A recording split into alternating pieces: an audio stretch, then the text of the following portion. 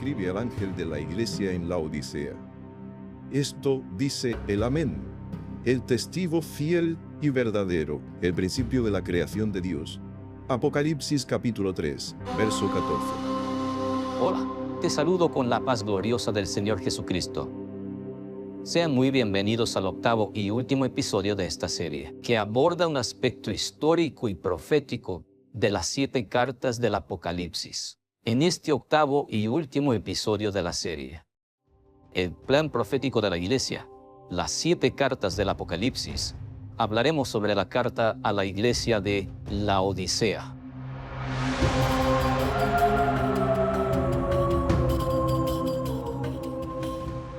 El nombre anterior de Laodicea era Diósporis, que fue cambiado a Laodicea en honor a Laodice, la esposa de Seleuco II.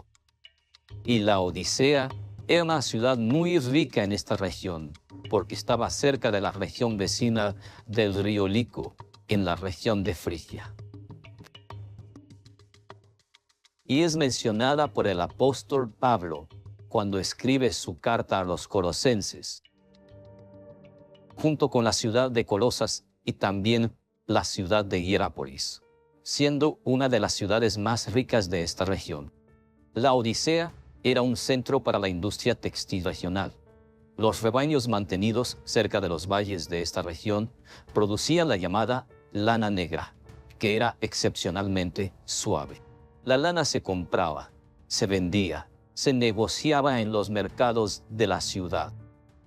Después de haber sido destruida por un terremoto en la época del emperador Nerón, la Odisea fue reconstruida por los propios habitantes, porque rechazaron la ayuda del emperador en la reconstrucción de la ciudad, ya que eran muy ricos.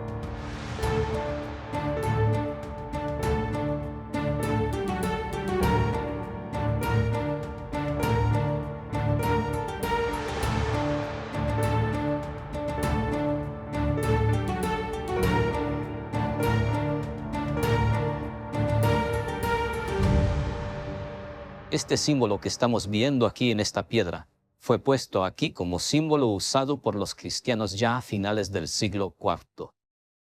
Y aquí este símbolo muestra exactamente que este lugar se trataba de un lugar donde los cristianos se reunían aquí, en este recinto. Y que esta casa, por su estructura, que podemos ver aquí en la entrada y sus 19 habitaciones existentes aquí dentro, muestra que exactamente se trataba de una casa de un hombre rico, lo que era muy común entre los cristianos reunirse en las casas, porque se trataba exactamente de una religión que no tenía libertad de culto, no podía tener cultos públicos, por lo tanto los hermanos se reunían en las casas, conforme se puede recordar en la carta enviada por el apóstol Pablo a los colosenses, haciendo referencia a las casas en las cuales los cristianos se reunían.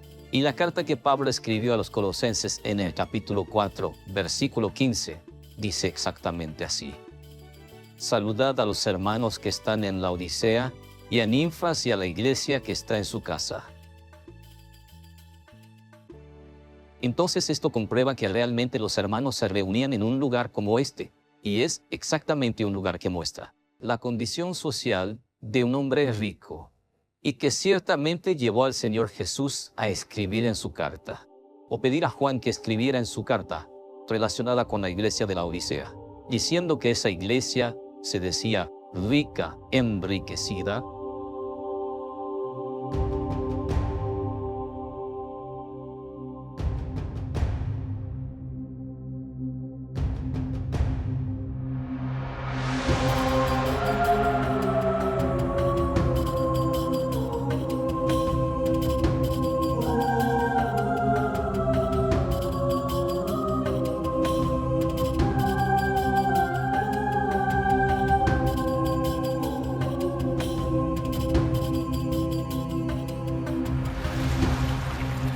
como se puede ver aquí en estos canales de agua que bajan hacia Laodicea.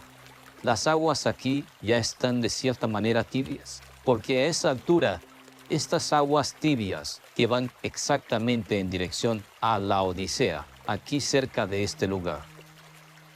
Esto muestra la condición espiritual de la iglesia en Laodicea, que el Señor Jesús conocía perfectamente, al punto de decir que conocía esta iglesia en la condición de una iglesia que no era ni caliente ni fría. Y por el hecho de ser una iglesia tibia, el Señor Jesús dijo: vomitaré de mi boca. Entonces, aquí hay una evidencia de lo que llevó al Señor Jesús a dirigirse a una iglesia cuyo periodo profético está relacionado con la frialdad espiritual. Una iglesia que no llega a ser fría ni caliente, sino tibia, porque mezcló lo que recibió del Espíritu Santo con lo que trajo del mundo dentro de la iglesia.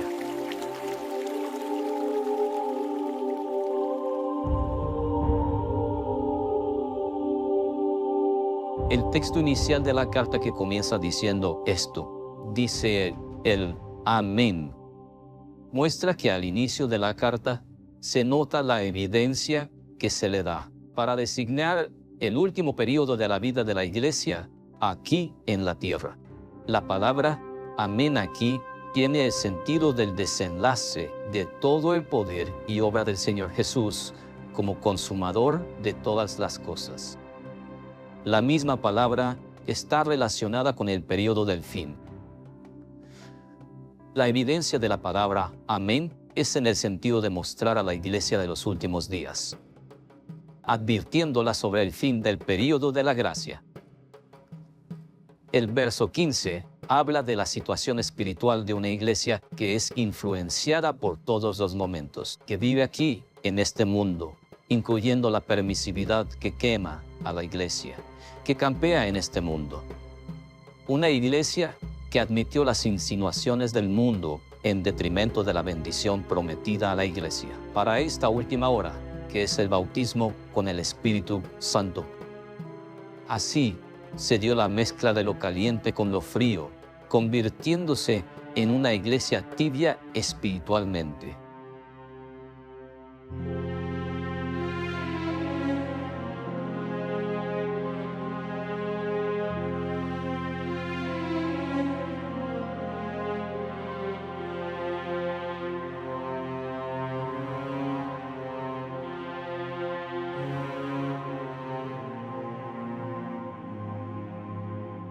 El período profético de la Odisea se caracteriza por un grupo de creyentes que perdieron la bendición del Espíritu Santo y enfriaron en la fe.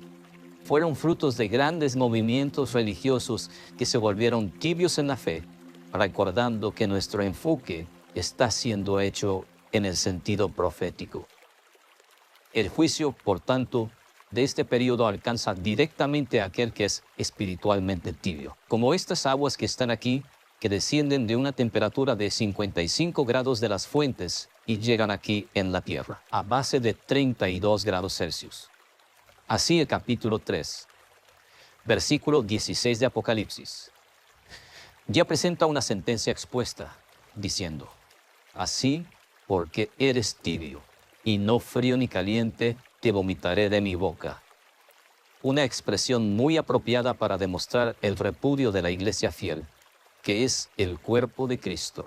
Las características del tibio incluyen la falta de responsabilidad hacia las cosas del reino de Dios, así como la acomodación espiritual por los beneficios ya recibidos del Señor.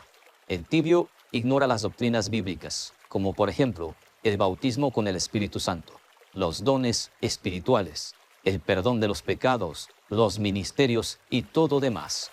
Y esto añadido al engaño de la vanidad de sentirse espiritualmente rico.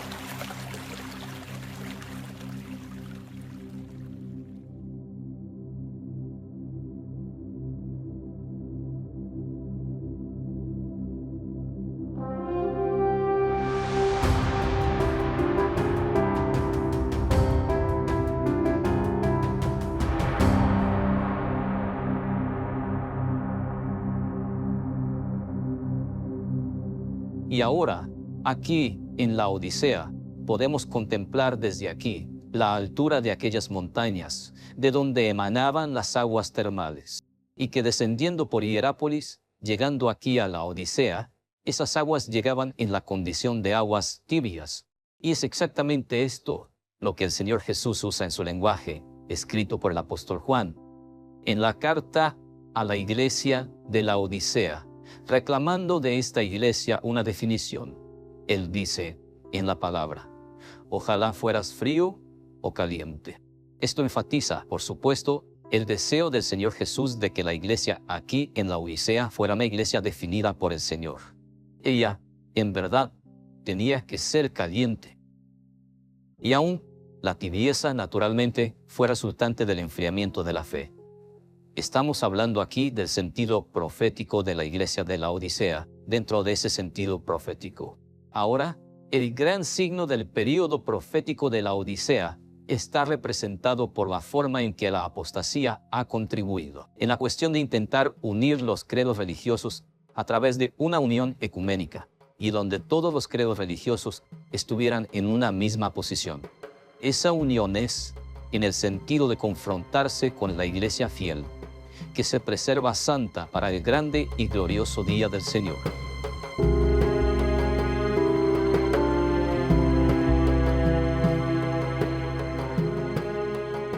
La segunda parte del versículo 17 del capítulo 3 de Apocalipsis, en la carta escrita a la iglesia de la Odisea, muestra ahí la verdadera situación del período profético de la iglesia de la Odisea: la pobreza, la ceguera y la desnudez de esa iglesia.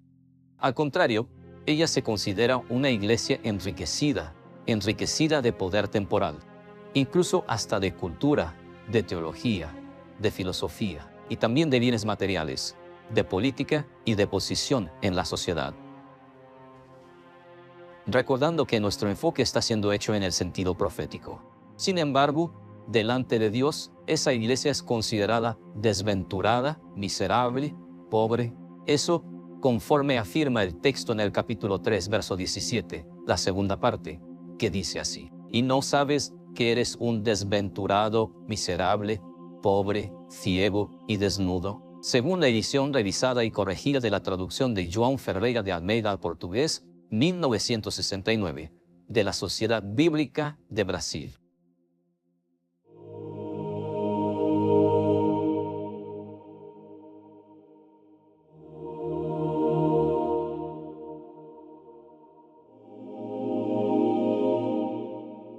A semejanza de lo que vemos aquí en estas ruinas, también el ministerio que fue otorgado por el Señor Jesús a la iglesia. Como se menciona en el capítulo 4 de Efesios, versículo 11, se presenta en el período profético de la Odisea, también en ruinas. Para muchos, el apóstol ya no tiene más la gracia del apostolado. El profeta está completamente ciego, porque no tiene la profecía, no tiene la revelación del Espíritu Santo. El evangelista vive de la desnudez espiritual, porque está sin testimonio de los versos de salvación.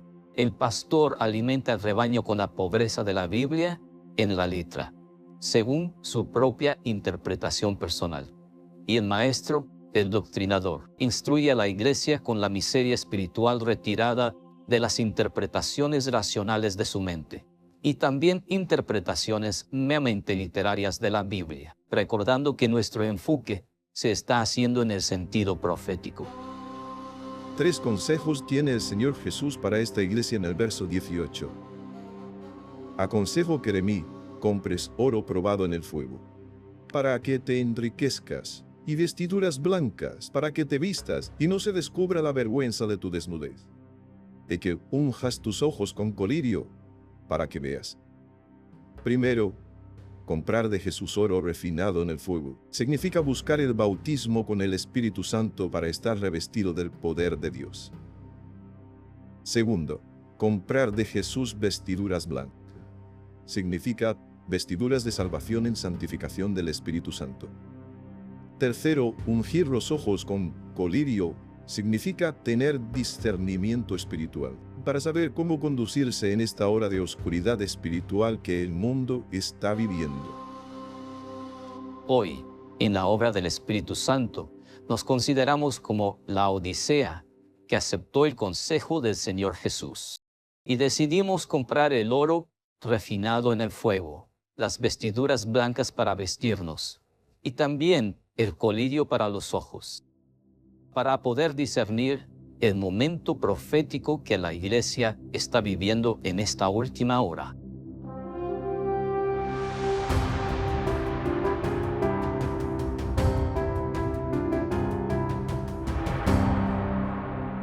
En el versículo 19 del capítulo 3 de Apocalipsis, el Señor Jesús actúa con justicia con la iglesia de la Odisea. Sin embargo, una justicia basada en su amor. El texto dice: yo reprendo y castigo a todos los que amo. Las correcciones del Señor Jesús a los fieles en la iglesia, ellas son hechas con amor, preparando a sus siervos para el arrebatamiento, porque el tiempo está cerca, el tiempo que es calificado en el libro de Apocalipsis como el tiempo del breve. Es el último periodo que ya está instalado y el fin es inminente. En el verso 20, el Señor Jesús llama a puerta de esta iglesia, diciendo: he aquí, yo estoy a la puerta y llamo. Si alguno oye mi voz y abre la puerta, Jesús dijo: yo entraré en su casa y cenaré con él y él conmigo. Esta expresión se refiere a los creyentes que están dispersos y que componen la iglesia tibia de la Odisea. Esta invitación del Señor Jesús, Él es un llamamiento para esta última hora de una unión de sus siervos, pero una unión en el Espíritu y no una unión ecuménica. Odisea. Nombre compuesto por dos palabras griegas, laos, que significa pueblo, y dikaios, que significa justicia o derechos. Por lo tanto, este es el período profético de la iglesia de los últimos tiempos. Iglesia de las grandes masas humanas que hacen prevalecer su autosuficiencia. La Odisea, justicia o derechos del pueblo. El período profético de la Odisea marca un período de la historia en que la sabiduría del hombre supera toda capacidad de comprensión.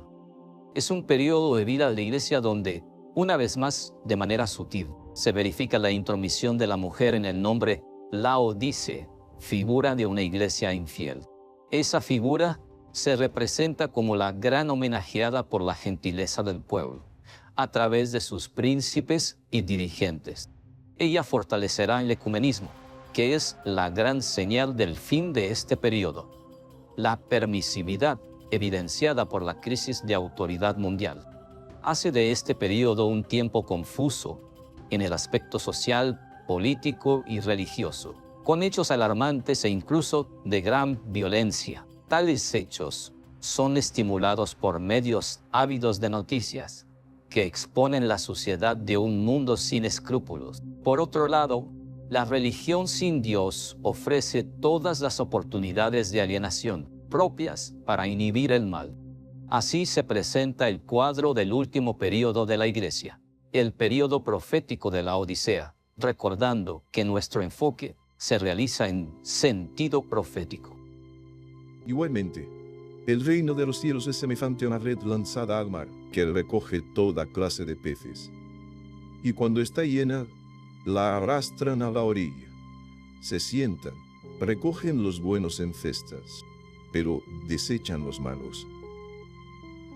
Así será el fin del mundo. Los ángeles saldrán, separarán a los malos de entre los justos, y los echarán en el horno de fuego. Allí habrá llanto y crujir de dientes. Mateo capítulo 13, versos 47 a 50. El criterio de elección es bastante riguroso en el proceso final de la separación. PIN. La red lanzada al mar nos habla de los recursos de una evangelización de alcance mundial, utilizando la rapidez y la velocidad de la información que alcanza la distancia. Por eso, el texto dice que esa red captura toda clase de peces, refiriéndose a la salvación de pueblos, naciones, lenguas, etc. Algunas definiciones son puntuales para el mensaje de la Iglesia al final de los tiempos. Juntar peces buenos y malos es el mensaje predicado por el ecumenismo. Sin embargo, separar peces buenos de peces malos es el mensaje de la parábola de la red. La figura de la cesta nos da la idea de cuerpo. Es la iglesia que es el cuerpo de Cristo, la iglesia fiel de Jesús, aquí en este mundo compuesta de buenos peces. La iglesia que escuchó el consejo del Señor, dado a la iglesia de Laodicea. Te aconsejo que de mí compres oro refinado en fuego para que te enriquezcas, vestiduras blancas para que te vistas y no aparezca la vergüenza de tu desnudez, y colirio para los ojos para que veas. Por otro lado, tenemos la arena de la playa, y la arena está compuesta de fragmentos de roca. Jesucristo es la roca. Sin embargo, la arena es la roca fragmentada, representada por las opiniones aisladas sobre Jesús. Esto nos habla de religión, iglesia infiel, peces malos, aquellos que no aceptaron el consejo del Señor Jesús y permanecieron en la condición de miserables, pobres, ciegos, desnudos y totalmente desprovistos de la gracia de Dios. Operación del espíritu de temor en la iglesia de Laodicea. Apocalipsis, capítulo 3, versos 14 a 22. Y reposará sobre él el espíritu de temor. Isaías 11:2. Énfasis de la operación del Espíritu Santo en Laodicea. Temor, te vomitaré de mi boca. Reprendo y castigo. Juicio sobre el ministerio en ruinas en Laodicea. El juicio ya predicho en Sardis. Apocalipsis, capítulo 3, versos 3. Vendré sobre ti como ladrón, y no sabrás a qué hora vendré sobre ti. 3 promesas del Señor Jesús para la iglesia de Laodicea. Versículo 20. Cenaré con él.